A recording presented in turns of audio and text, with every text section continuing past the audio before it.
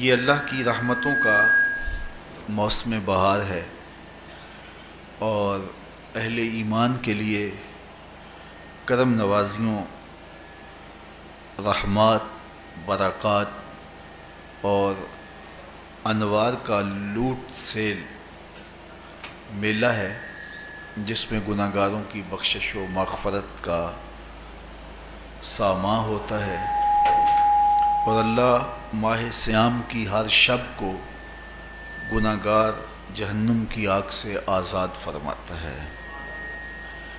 یہ بابرکت مہینہ اپنے دامن میں اتنی برکتیں لیے ہوئے جلوہ گر ہوتا ہے کہ رسول کریم صلی اللہ علیہ وآلہ وسلم نے ارشاد فرمایا، اگر لوگوں کو پتہ چل جائے کہ رمضان میں کیا ہے تو وہ آرزو کریں کہ پورا سال ہی رمضان رہے۔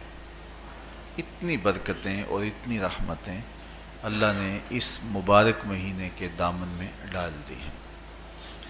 میں نے جو آپ کے سامنے آیت کریمہ تلاوت کی ہے، اس میں بھی اس مفہوم کو بیان فرمایا گیا کہ اے ایمان والو، تمہارے اوپر روزے فرض کیے گئے ہیں جس طرح تم سے پہلوں پہ فرض کیے گئے تھے۔ یا ایھا الذین آمنوا کتب علیکم الصیام کما کتب علی الذین من قبلکم۔ کیوں فرض کیے گئے؟ وجہ کیا ہے؟ لعلکم تتقون، تاکہ تم متقی بن جاؤ، تم پرہیزگار بن جاؤ۔ تو روزے کی فرضیت کا نتیجہ تقوی کا حاصل ہونا ہے، اتقاء کی دولت کا نصیب ہونا ہے۔ تو اس آیت کریمہ میں 3 چیزیں بیان کی گئی۔ سب سے پہلی، اے ایمان والو، تمہارے اوپر روزے فرض کیے گئے۔ پھر دوسری بات، جس طرح تمہارے سے پہلوں پہ فرض کیے گئے۔ اور تیسری بات، تاکہ تمہیں تقوی کا نور نصیب ہو، تمہیں اتقاء کی دولت نصیب ہو۔ تو ایک تو روزے کی فرضیت کا حکم دیا گیا، اور دوسرا یہ تسلی دی گئی کہ یہ بھوک اور پیاس کی شدت تمہیں ہی نہیں کاٹنا پڑے گی، تم سے قبل بھی لوگ یہ عبادت کرتے رہے ہیں اور وہ اس مشکل عبادت سے تقوی کو حاصل کرتے رہے ہیں، اور تمہیں بھی ہم اس راستے سے تقوی نصیب کرنا چاہتے ہیں۔ علامہ حقی علیہ رحمہ نے لکھا ہے کہ ملک تحمورث ثالث، یہ حضرت آدم علیہ السلام کی اولاد سے تیسرا بادشاہ گزرا ہے۔ اس کے زمانے میں قحط پڑ گیا تھا، تو اس نے اپنی قوم کو یہ حکم دیا کہ ایک وقت کا کھانا آپ کھا لیں اور ایک وقت کا کھانا بچائیں اور وہ قحط زدہ علاقوں میں بھیجیں۔ تو قوم نے اس حکم کو بصر و چشم قبول کیا اور ایک وقت کا فاقہ کاٹ کے اپنے ان بھائیوں کے لیے وہ کھانا بھیجتے جو قحط میں مبتلا تھے۔ قوم کی یہ ادا اللہ کو پسند آ گئی اور وقت کے نبی پر وحی کی گئی کہ تمہارے اس عمل کو ہم عبادت قرار دیتے ہیں۔ تو حضرت آدم علیہ السلام کے بعد متصل ہی یہ عبادت فرض کی گئی، اور پھر جتنی بھی ملتیں، قومیں اور امتیں آئیں، ان میں روزے کی تحسین کی گئی اور روزے کی تلقین کی گئی۔ پرانی جتنی بھی کتابیں ہیں، اناجیل ہیں، تورات ہے، اس میں روزہ داروں کی تعریف موجود ہے۔ اور حضور علیہ السلام جب اس دنیا پہ تشریف فرما ہوئے تو آقا کریم روزے کی فرضیت سے پہلے بھی روزے رکھتے تھے۔ ویسے روزہ سن 2 ہجری کو فرض ہوا ہے، شعبان المعظم کے مہینے میں، لیکن اس سے قبل بھی ایام 20 کے حضور روزے رکھتے تھے، اور اس کے علاوہ بھی مختلف ایام میں اللہ کے محبوب روزے رکھتے تھے۔ روزے کی فرضیت کے بعد حضور علیہ السلام کی زندگی میں کل 9 رمضان آئے ہیں، جس میں 7 29 کے تھے اور 2 30 کے تھے۔ یہ بات ذہن میں رکھیے گا کہ روزے 29 ہوں ثواب پھر بھی 30 کا ہی دیا جاتا ہے. تو زیادہ تر جو رمضان المبارک کے مہینے ہوتے ہیں وہ 29 کے ہوتے ہیں، 30 کے کم ہوتے ہیں. حضور کی زندگی میں 9 میں سے 7 جو ہیں وہ 29 کے ہوئے ہیں اور 2 30 کے ہوئے ہیں، تو ثواب پورے 30 کا ہی ہے. بعض لوگوں کو زیادہ ہی مسئلہ ہوتا ہے، 29 ہو جائیں تو یہ اللہ کا کرم ہے کہ روزہ رکھنا بھی نہیں پڑا اور 30ویں کا ثواب بھی مل گیا، لیکن وہ شور مچا دیتے ہیں کہ یہ روزہ کھا گئے ہیں. میرا نہیں خیال کہ کسی کو اپنے ذمے اتنی بڑی امت کا بوجھ لینے کی پریشانی ہو اور وہ خام خواہ ایک روزے کے لیے پوری امت کا بوجھ اپنے کندھوں پہ ڈال لے. تو 29 روزے ہوں یا 30 ہوں، اللہ ثواب پورے 30 کا ہی عطا کرتا ہے. روزہ اللہ تعالیٰ جل شانہ کی رضا اور اس کی محبت کے حصول کا ذریعہ ہے، اور اس کا عملی نتیجہ جو اس آیت کریمہ میں بیان کیا گیا وہ تقوی ہے. لعلکم تتقون، روزہ اس لیے فرض کیا گیا کہ تمہیں تقوی نصیب ہو جائے، اتقاء کی دولت نصیب. اب سوال یہ ہے، کیا تقوی بھوک اور پیاس سے حاصل ہوتا ہے؟ پیاس کاٹنے سے، بھوک کاٹنے سے کیا تقوی نصیب ہو جاتا ہے؟ صبح سے لے کر شام تک روزہ رکھنے کی تلقین کی گئی. یہاں ناروے میں اور مختلف ممالک کے اندر 20 گھنٹے کا روزہ ہے، اور ہمارے بھی یہاں 16-17 گھنٹے مسلسل شدت کی گرمی میں بھوک اور پیاس کاٹنا ہوتی ہے.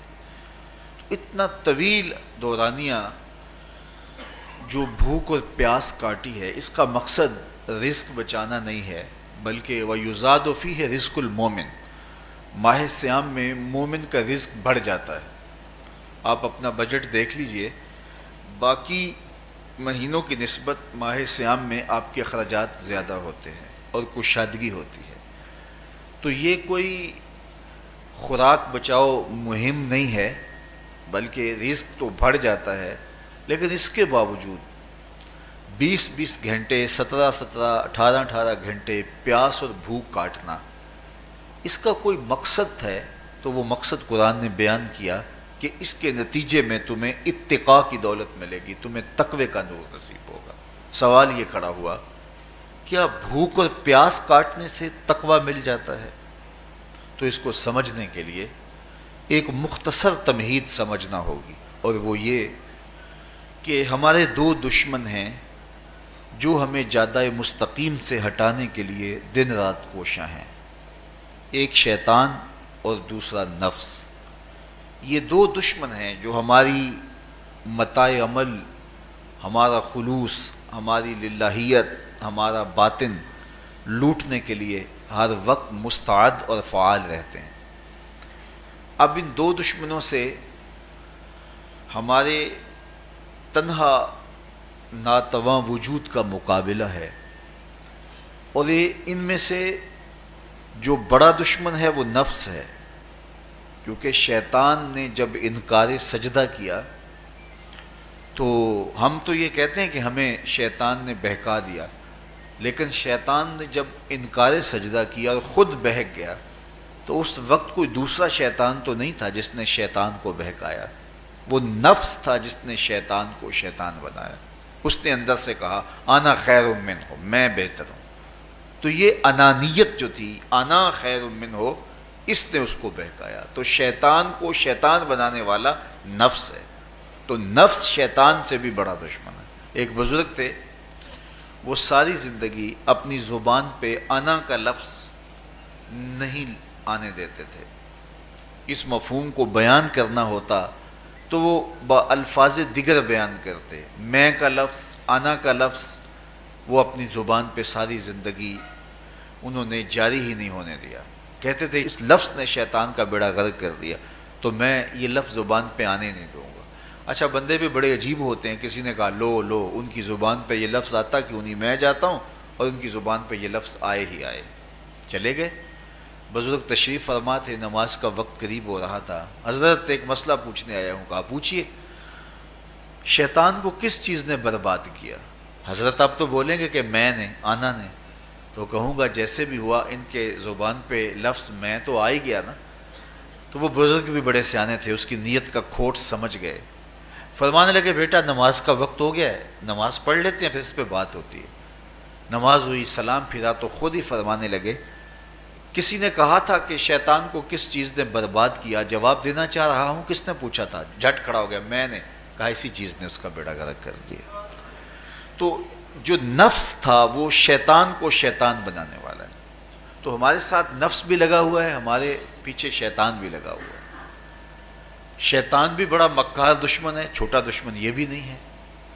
یہ ہماری متاع عزیز کو، متاع ایمان کو، متاع عمل کو، متاع خلوص کو لوٹنے کے لیے دن رات مستعد اور فعال رہتا ہے. اللہ کے محبوب نے فرمایا الشیطان جاسم علی قلب ابن آدم فاذا ذکر اللہ خانس واذا غفل وسوس. شیطان اولاد آدم کے دل پہ قبضہ جما کے بیٹھ جاتا ہے. جب یہ اللہ کا ذکر کرتا ہے تو بھاگ جاتا ہے، اور جب یہ اللہ کے ذکر سے غافل ہوتا ہے تو یہ وسوسہ اندازی کرتا ہے. تو شیطان اولاد آدم کے دل پہ قبضہ جماتا ہے. اسے پتہ ہے کہ دل قابو میں آ گیا تو پورا بدن قابو میں آ گیا، چونکہ میرے اعضائے بدنیاں میرے دل کے تابع ہیں. موسم اچھا ہے، رت سہانی ہے، صحن چمن میں پھول کھلے ہیں، لیکن میرا دل نہیں چاہ رہا تو ٹانگیں جنبش ہی نہیں کریں گی. مرغن غذائیں سامنے پڑی ہیں اور آپ کا تقاضا ہے کہ جناب لے لیجئے، لیکن میرا جی نہیں چاہے گا تو ہاتھ جنبش نہیں کریں گے.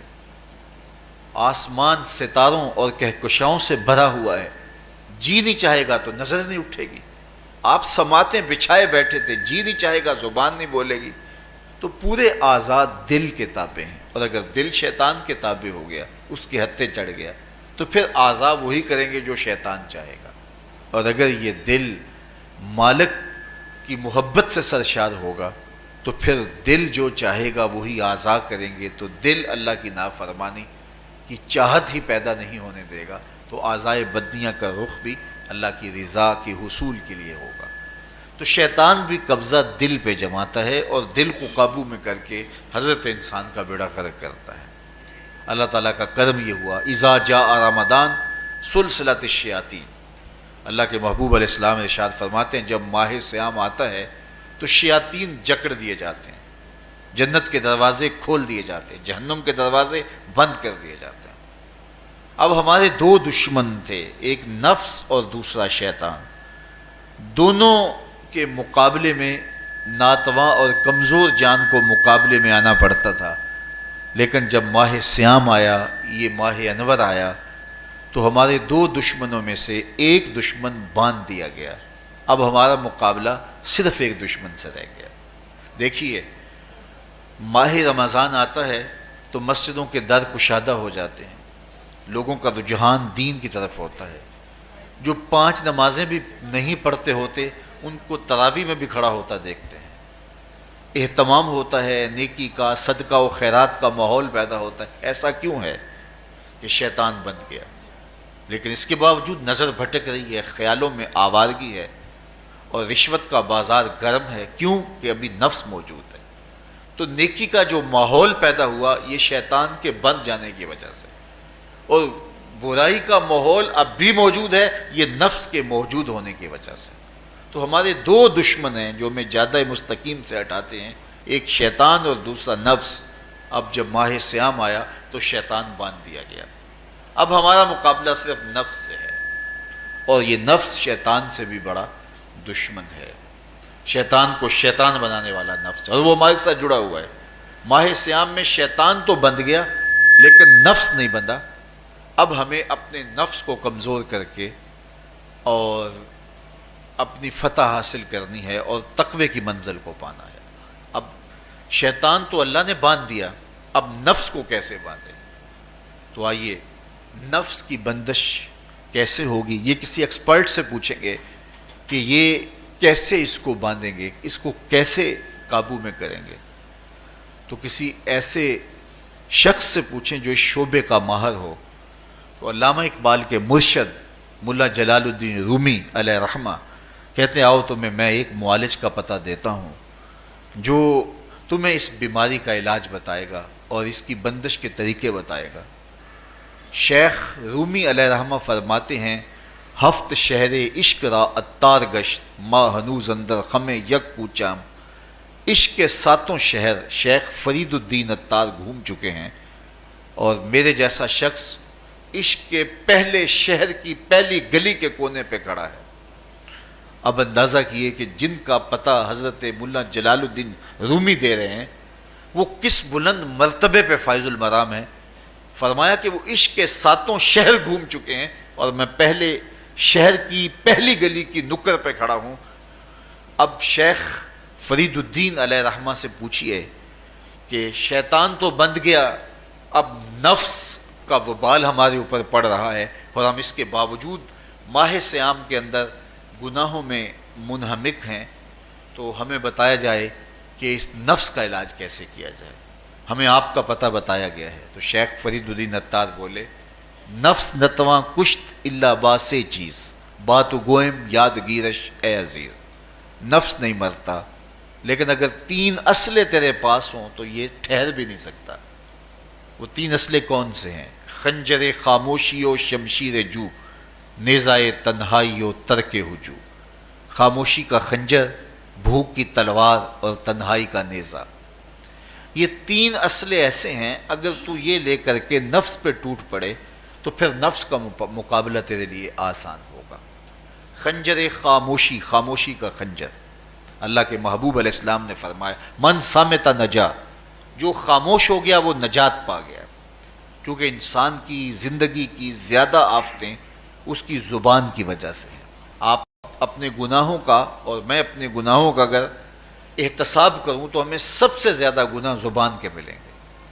آنکھیں بھی گناہ کرتی ہیں، ہاتھ بھی گناہ کرتے ہیں، پاؤں بھی گناہ کرتے ہیں، لیکن سب سے زیادہ گناہ زبان کرتی ہے۔ جھوٹ بھی بولتی ہے، غیبت بھی کرتی ہے، شکوہ بھی کرتی ہے، گالی سب و شتم اور کیا کچھ زبان کے گناہ ہیں۔ اسی لیے اللہ کے محبوب نے فرمایا جو تمہارے دو جبڑوں کے درمیان ہے یعنی زبان اور دو ٹانگوں کے درمیان ہے تمہاری پارسائی کی جگہ، تم ان دو چیزوں کی مجھے ضمانت دے دو، میں محمد تمہیں جنت کی ضمانت دے دیتا ہوں۔ تو انسان کے سب سے زیادہ گناہ زبان کے ہیں اور اس کی پارسائی کی جگہ کے۔ تو اس لیے میرے حضور نے فرمایا من صامت نجا، جو خاموش ہو گیا وہ نجات پا گیا۔ خنجر خاموشی، خاموشی کا خنجر نفس کشی کا ایک مؤثر ذریعہ ہے۔ اور دوسری بات وشمشیر جو، اور بھوک کی تلوار، تو بھوک سے نفس کا مقابلہ کیا جا سکتا ہے، بھوک کی تلوار سے نفس کا سر کاٹا جا سکتا ہے۔ اللہ کے محبوب کا فرمان سنیے یا معاشر الشباب من استطاع منکم الباء فلیتزوج فإنہ اغض للبصر واحسن للفرج فمن لم یستطع فعلیہ بالصوم فإنہ لہ وجاء۔ اے جوانوں کے گروہ، تم میں سے اگر کوئی نکاح کرنے کی طاقت رکھتا ہے تو وہ دیر نہ کرے، فی الفور نکاح کر لے، یہ نظر کا اور پارسائی کا محافظ ہے۔ لیکن اگر تم میں سے کوئی نکاح کرنے کی فی الحال پوزیشن میں نہیں ہے تو وہ کثرت کے ساتھ روزے رکھے۔ روزے قاطع شہوات ہیں، تو بھوک سے نفس کو جو ہے وہ روکا جا سکتا ہے، اس کو لگام ڈالی جا سکتی ہے۔ تیسری بات نیزہ تنہائی، تنہائی کا نیزہ، تو فرمایا گیا کہ العافیت فی العزلہ، کہ تنہائی کے اندر ہی عافیت ہے۔ جب مجلسوں میں غیبت کی بدبو پھیلتی ہو اور چغلی کا ماحول معاشرے کا جزو لا ینفک بن جائے اور مجالس کے اندر نظروں کی پاکیزگی کا قائم رہنا مشکل ہو جائے اور انسان کی زندگی کے اندر گناہوں کا بہت بڑا سبب مجلسی زندگی ہو تو پھر اس سے تنہائی بہتر ہے۔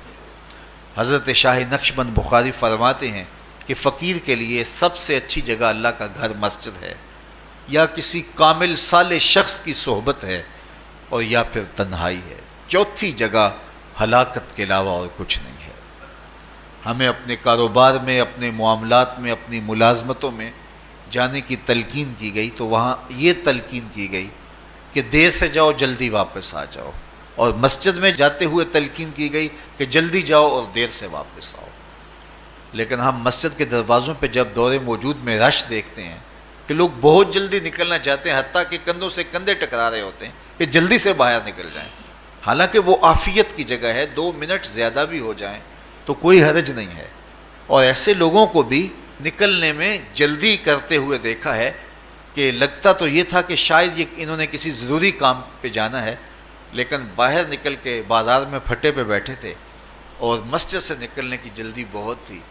تو مسجد میں جلدی جاؤ اور دیر سے واپس آؤ، اور بازار میں دیر سے جاؤ اور جلدی واپس آؤ، لیکن ہمارے رویے اس کے برعکس ہو گئے۔ تو تنہائی میں عافیت ہے، خاموشی میں عافیت ہے، اور بھوک میں عافیت ہے، اور یہ ساری چیزیں روزے میں میسر ہیں۔ فرمایا تم سے اگر کوئی شخص الجھے، بحث کرے، لڑائی کرنا چاہے تو تم اسے کہو انی صائم، میں نے روزہ رکھا ہوا ہے۔ اسی طرح جو ہے وہ روزے سے آپ کو یکسوئی ملے گی، قرآن مجید کی تلاوت کا ماحول ہوگا، اور تم بھوک کاٹو گے، اور یہ تینوں چیزیں تمہارے نفس کو کمزور کرنے والی ہیں۔ شیطان بند گیا، نفس کمزور ہو گیا، اور جب نفس کمزور ہو گیا، کمزور ہوتا ہے، یہ نفس مرتا نہیں ہے۔ یہ تو کوئی ہے باج فقیراں کسے نہیں ماریا، باہو ظالم چور اندر دا، یہ اندر والا چور جو ہے وہ اتنی آسانی سے قابو آتا ہی نہیں ہے، یہ پھر سر اٹھا لیتا ہے۔ اس کو جتنا کچلو، یہ کچھ عرصے کے بعد تھوڑی سی خوراک ملتی ہے تو پھر سر اٹھا لیتا ہے۔ حضرت بایزید بستامی کہتے ہیں میں نے اپنے نفس کو ایک دن کہا کہ میں تجھے خوراک بھی نہیں دیتا اور تو پھر بھی موٹا تازہ ہے، تو میرے نفس نے مجھے کہا کہ اے بایزید جب تم بازار سے گزرتے ہو تو لوگ انگلیاں اٹھا اٹھا کہتے ہیں یہ بایزید جا رہا ہے، یہ بایزید جا رہا ہے، تو مجھے میری غذا اور خوراک اس سے مل جاتی ہے۔ تو یہ خوراک ہوتی ہے نفس کی۔ تو نفس بہت ظالم ہے اور ساری زندگی اس سے لڑتے ہوئے گزرتی ہے۔ وہ کسی نے کہا تھا نا تمام عمر طوفان سے کھیلتے گزری، نیا کے ڈوبنے کا ڈر بھی رہا۔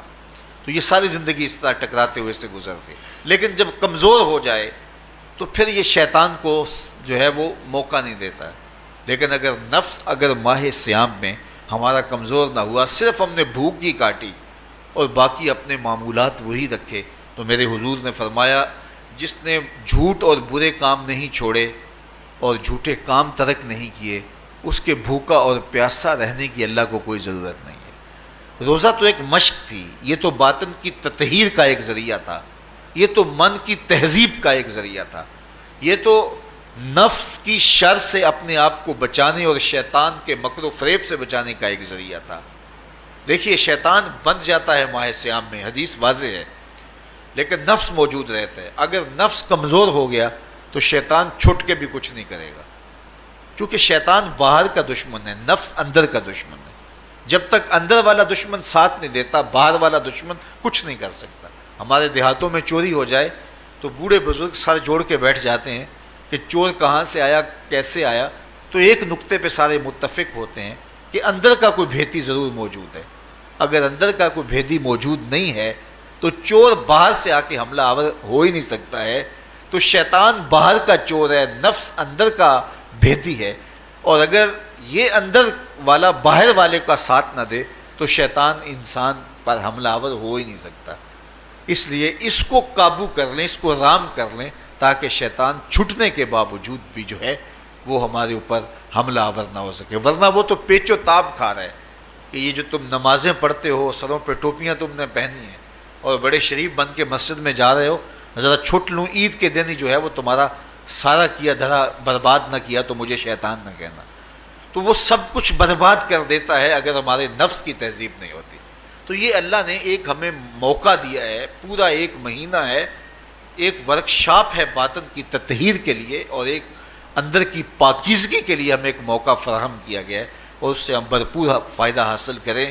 قرآن مجید کی کثرت کے ساتھ تلاوت، صلاۃ التراویح میں شمولیت اور خاموشی کا اختیار کرنا، اور جو ہے وہ اللہ کے ذکر فکر کی طرف متوجہ رہنا اور بھوک کاٹنا، اس کا عملی نتیجہ یہ ہوگا کہ اتقاء کی دولت نصیب ہوگی۔ دیکھیے ماہ صیام میں ہمیں ان کاموں سے بھی روک دیا گیا جو کہ کام جائز تھے، کھانا پینا اور جو ہے وہ اپنی منکوحہ سے جنسی تعلق، یہ تو وہ امور تھے کہ جو جائز تھے، مشروع تھے، لیکن اوقات روزہ میں ان جائز کاموں سے بھی ہمیں روک دیا گیا۔ اس فلسفے کو ہمیں سمجھنا ہوگا کہ جو کام شریعت میں جائز تھے، مشروع تھے، روزہ ان سے بھی رک جانے کا نام ہے، اور جو چیزیں شریعت میں جائز ہی نہیں ہیں، جھوٹ بولنا ہے، غیبت کرنا ہے، بد نگاہی ہے، اور دیگر برے اعمال ہیں، تو یہ چیزیں تو روزہ نہ بھی ہو پھر بھی ناجائز ہیں۔ تو جو چیزیں جائز تھی روزے میں ان سے بھی منع کر دیا گیا، اور جو چیزیں ناجائز ہیں تو اگر کوئی شخص ان چیزوں سے نہیں رکتا تو پھر اس نے روزہ کیا رکھا؟ ایک بندہ بھوک کاٹتا ہے لیکن جھوٹ بولتا ہے، ایک بندہ پیاس کاٹتا ہے لیکن غیبت کرتا ہے، ایک بندہ صبح سے شام تک نہ کچھ کھاتا ہے نہ کچھ پیتا ہے لیکن رشوت لیتا ہے، پھر مجھے بتائیے اس نے روزہ کیا رکھا؟ روزہ تو ایک مشق تھی کہ جو چیزیں جائز تھی ان سے بھی منع کر دیا گیا، ان سے بھی روک دیا گیا، اور جو ناجائز تھی وہ تو پہلے ہی ناجائز تھی، روزے کے بغیر بھی ناجائز تھی۔ تو اس لیے روزہ ایک مشق ہے۔ ہمارے سامنے مرغن غذا موجود ہے، ہمارے پاس سامنے ٹھنڈا مشروب موجود ہے، اور ہمیں مشق کرنے کی تلقین کی گئی کہ تمہیں بھوک ہے، شدت کی پیاس ہے، لیکن صبر کر کے دکھاؤ تم نہیں لوگے، یہ تمہاری مشق ہے۔ تو پھر جو حرام ہوگا، اللہ کی طرف سے ممنوع ہوگا، تو اس کو تم کس طرح لوگے جب تمہاری یہ مشق ہو چکی؟ لیکن ہم اس مشق کے اندر ہی جب ان سے نہیں رکیں گے تو پھر ہمارا روزہ ہی نہیں ہوگا، پھر بھوک اور پیاس کاٹنے کے علاوہ کچھ نہیں ہوگا۔ بہت سارے روزہ دار ایسے ہیں جن کا روزہ سوائے بھوک اور پیاس کاٹنے کے کچھ نہیں ہے۔ اس لیے جن چیزوں سے اللہ نے منع کیا ہے ان سے تو رکنا ہی رکنا ہے، جو چیزیں مشروع ہیں ان سے وقتی طور پہ روکا گیا تو ان سے بھی روک کر کے روزے کی تکمیل کی جائے۔ اچھا، روزے میں ایک اور چیز ہے کہ ہمارے صوفیاء مراقبہ کر کے ایک دولت پاتے ہیں، اور وہ کیا کہ اللہ دیکھ رہا ہے۔ وہ مراقبے میں بیٹھ جاتے ہیں اور اس تصور میں ڈوب جاتے ہیں کہ میرا اللہ مجھے دیکھ رہا ہے، اور یہ یقین اپنے اندر اتارتے رہتے ہیں۔ اس کا نتیجہ یہ ہوتا ہے کہ پھر گناہ کرنا مشکل ہو جاتا ہے۔ یہ تصور جب بندے کے ساتھ جڑ جاتا ہے کہ میرا اللہ مجھے دیکھ رہا ہے۔ ماہ سیام میں یہ دولت اللہ بانٹ دیتا ہے۔ جو مراقبے سے صوفیاء حاصل کرتے ہیں، اللہ تعالیٰ اس دولت کو اہل ایمان پہ چھڑک دیتا ہے۔ کڑکتی دھوپ، برستی گرمی، زباں کانٹا، ہونٹ خشک، ٹھنڈا پانی دستیاب، دروازہ مکفل، کوئی دیکھنے والا بھی نہیں ہے، لیکن بندہ ایک گھونٹ بھی نہیں پیتا، وضو کرتے بھی احتیاط کرتا ہے کوئی قطرہ حلق سے نیچے نہ اتر جائے، کیوں کہ میرا اللہ مجھے دیکھ رہا ہے۔ جو چیزیں صوفیاء کو مراقبے سے نصیب ہوتی ہیں، ماہ سیام میں اللہ اس دولت کو بانٹ دیتا ہے، چھڑک دیتا ہے، بارش کی طرح وہ دولت برستی ہے، اور یہ تصور ہمارے ساتھ جڑ جاتا ہے کہ میرا اللہ مجھے دیکھ رہا ہے۔ ہم پانی نہیں پیتے، اللہ دیکھ رہا ہے، مرغن غذائیں موجود ہیں کہ اللہ دیکھ رہا ہے۔ تو میں یہ پوچھتا ہوں کہ ہم کھانا نہیں کھاتے کہ اللہ دیکھ رہا ہے، ہم پانی نہیں پیتے کہ اللہ دیکھ رہا ہے، لیکن جب رشوت لے رہے ہوتے ہیں اللہ اس وقت نہیں دیکھتا؟ جب نظر بھٹک رہی ہوتی ہے اللہ اس وقت نہیں دیکھتا؟ جب خیال بہک رہا ہوتا ہے اللہ اس وقت نہیں دیکھتا؟ جب سوچوں میں آوارگی آتی ہے اللہ اس وقت نہیں دیکھتا؟ تو یہ صرف وہ کھانے اور پینے کو ہی دیکھ رہا ہے، باقی امور زندگی کو نہیں دیکھ رہا، اور وہ کیا صرف رمضان میں دیکھتا ہے، غیر رمضان میں نہیں دیکھتا؟ تو یہ جو نور اترا تھا ماہ سیام میں، اس کو اپنے اندر اگر جذب کر لیا جائے تو زندگی سنور جاتی ہے۔ جو مراقبوں سے حاصل ہوتا تھا ماہ سیام میں، وہ میਂہ کی طرح برسا، اور ہم اس کے اپنے اندر سمولیں، جذب کر لیں، تو نتیجہ یہ ہوگا کہ ہماری زندگی نور نہ لا نور ہو جائے گی۔ اور یہ تصور جب انسان کی زندگی میں جم جائے تو یہ گناہوں سے روکنے کا مؤثر ذریعہ ہے کہ میرا اللہ مجھے دیکھ رہا ہے۔ مجھے بتائیے اس سے بڑا ہیجان انگیز بھی کوئی منظر ہو سکتا ہے کہ حسن کی پتلی ہے، اور جو ہے وہ اس کی ایک ایک ادا اور اشوے سے قیامتیں پھوٹتی ہیں، اور وہ خود جناب یوسف کے سامنے اپنے حسن کو پیش کر رہی ہے، ساتوں دروازے بھی مکفل ہیں، بت کے اوپر بھی کپڑا ڈال لیا، اور زلیخا حضرت یوسف کو خود کہہ رہی ہے تالک یوسف اب تو آ جاؤ نا، ذرا آنکھ اٹھا کے میرے جلوے دیکھو۔ لیکن جناب یوسف کیا بولتے ہیں؟ قال معاذ اللہ، میں اللہ کی پناہ میں آتا ہوں۔ کہا تو 7 دروازے بند کر کے لوگوں کی نظروں سے چھپ گئی، اور موٹا کھیس ڈال کے اپنے زوم میں اپنے جھوٹے خدا سے بھی شرم کرتی ہے اور اس سے چھپ گئی، میں اس خدا سے حیا کیوں نہ کروں جو 7ویں کوٹری میں بھی دیکھ رہا ہے۔ پھر اتنی روشنیاں برسی، اتنا یقین برسا کہ گناہ کیا، گناہ کا تصور بھی محال ہو گیا۔ تو مجھے بتائیے کتنا ہیجان انگیز منظر تھا جب حسن قدموں میں بچھنے کے لیے خود بےتاب تھا، اور حضرت یوسف جوان رانا ہیں، جوانی اور شباب پورے بانکپن پہ ہے، اور ادھر حسن مچل مچل کے قدموں میں بچھ رہا ہے، لیکن یہ جذبہ کہ میرا اللہ مجھے دیکھ رہا ہے ایسی رکاوٹ بنتا ہے، قال معاذ اللہ، کہا میں اللہ کی پناہ میں آتا ہوں۔ تو یہ یقین جب بندے کے ساتھ جڑ جاتا ہے کہ میرا اللہ مجھے دیکھ رہا ہے، تو پھر انسان کے لیے گناہ سے بچنا کوئی مشکل نہیں ہوتا۔ گھر میں فاقے ہوں، مشکل میں بندہ پھنسا ہو اور اس کو رشوت مل رہی ہو، تو پھر اپنا ہاتھ روکنا بڑا مشکل ہوتا ہے، بلکتے بچوں کا خیال آتا ہے۔ لیکن جب یہ خیال ہو کہ میرا رب میرا رازق ہے اور میرے اس عمل کو دیکھ رہا ہے، تو پھر بندہ اس کو پرے کا کی حیثیت بھی نہیں دیتا، اور جب وہ پاؤں کی ٹھوکر پہ بھی نہ رکھے تو پھر اللہ فرماتا ہے وَيَرْزُقُهُ مِنْ حَيْثُ لَا يَحْتَسِبُ، تو یہ کر کے دیکھ میں تجھے وہاں سے رزق دوں گا جہاں سے تجھے گمان بھی نہیں ہوگا۔ تو اپنے یقین کو کھڑا کر کے دیکھ، میرے اوپر اعتماد کر کے دیکھ۔ میرے حضور نے فرمایا اللہ پر توکل کرنے کا جو حق ہے اگر تم ادا کرو، وہ تمہیں ایسے رزق دے جیسے پرندوں کو عطا کرتا ہے۔ صبح گھر سے نکلتے ہیں خالی پیٹ ہوتے ہیں، ہمیں تو پتہ ہے دفتر میں جانا ہے، ہمیں تو پتہ ہے دکان پہ جانا ہے، ہمیں تو پتہ ہے فیکٹری میں جانا ہے، ہمیں تو پتہ ہے کہ ہم نے فلاں جگہ جا کے دہاڑی لگانی، لیکن ان کا کوئی کاروبار نہیں ہوتا، کوئی فیکٹری نہیں ہوتی۔ جدھر جی آیا صبح جو ہے وہ اڑان بھر دی، بند توکل پنچھی اڑ دے، خرچ نہ پلے زیرہ ہو، نہ کوئی راس ہے نہ کوئی کاروبار ہے، لیکن کبھی ایسا نہ ہوا کہ شام کو خالی پیٹ آئے ہوں۔ تو کہا اگر تم اللہ پہ توکل کر لو، وہ بھی تمہیں ایسے رزق دے جیسے پرندوں کو رزق عطا کرتا ہے۔ پرندوں میں سے ایک پرندہ ہے ہنس، یہ سچے موتی کھاتا ہے، اور آپ پنساری کے پاس موتی لینے جائیں تو ہزاروں روپے تولے کے ماشے کے حساب سے آپ لیں، تو پھر بھی آپ سوچتے ہیں کہ پتہ نہیں یہ خالص دیا یا نہیں دیا۔ وہ اتنے نایاب اور کامیاب ہیں کہ آپ ماشوں اور تولوں میں خریدتے ہیں اور پھر بھی آپ کو شک رہتا ہے کہ یہ خالص ہیں یا کہ نہیں۔ اور ہنس کھاتا ہی وہ ہے، اور دنیا پر ایک نہیں لاکھوں کروڑوں ہنس ہیں، اور روزانہ صبح و شام کھاتے ہیں اور پیٹ بھر کے کھاتے ہیں، اور اللہ انہیں روز عطا بھی کرتا ہے۔ تو یہ مالک وہ ہے، رازق ہے۔ جب اس پہ توکل اور اس پہ یقین پیدا ہو جاتا ہے تو پھر مشکل نہیں رہتا، پھر آسانی پیدا ہو جاتا ہے۔ تو روزوں میں اللہ تعالیٰ یہ یقین دیتا ہے کہ وہ مجھے دیکھ رہا ہے، بندہ یہ تیقن پیدا کر لیتا ہے کہ میرا اللہ مجھے دیکھ رہا ہے۔ بعض کا چھوٹے بچے روزہ رکھ لیتے ہیں تو مائیں بے چین ہو جاتی ہیں، جب دوپہر کے وقت پھول جیسے بچے کملا جاتے ہیں تو مائیں انہیں بند کمرے میں کوئی کھانا یا کوئی ٹافی یا کوئی اور چیز یا چاکلیٹ دیتی ہیں کہ بیٹے یہ کھا لو، تو وہ بچے نہیں کھا رہے ہوتے، تو مائیں کہتے ہیں پتر کھا لو کوئی نہیں دیکھ رہا، تو وہ بچے بھی کہتے ہیں اللہ دیکھ رہا ہے۔